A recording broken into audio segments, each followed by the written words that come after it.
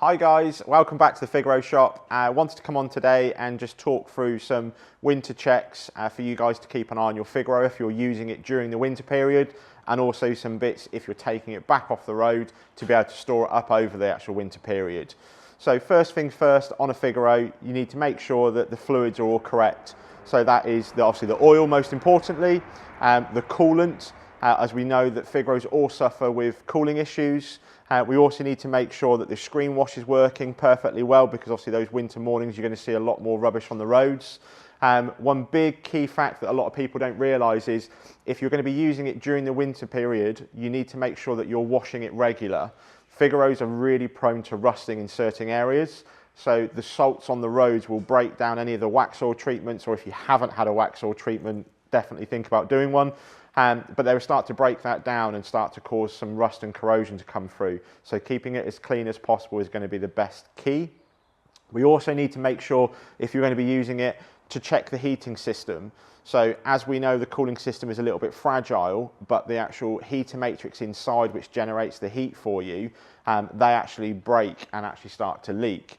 So with these itself, we just need to run the car up to temperature, turn the heating on to hot, and just make sure that you're not getting any damp actual footwells and that you're getting heat out of the top windscreen and on your feet.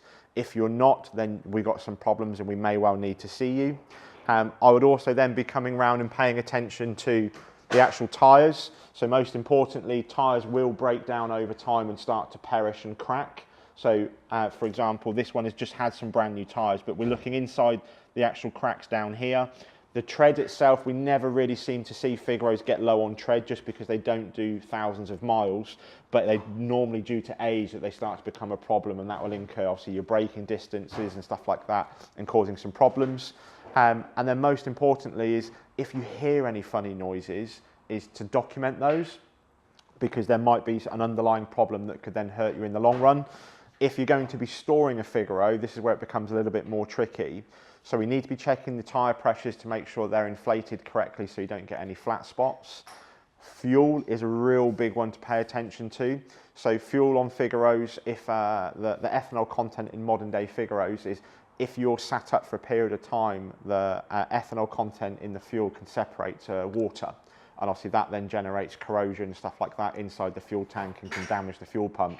So my best advice is to fill the tank up, because then it stops any gap you have in between the fuel tank for oxidization, stuff like that.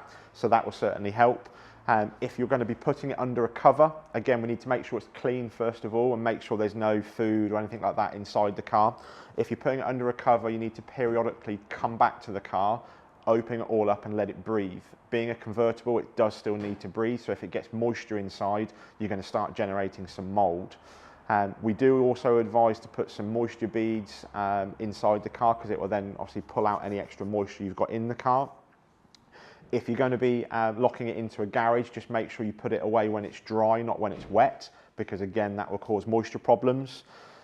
Most importantly, battery disconnector, so the isolator switch more commonly known. So these are imperative. If you don't have one and you're storing it, then just disconnect the battery, because again, you won't have any issues with flat batteries.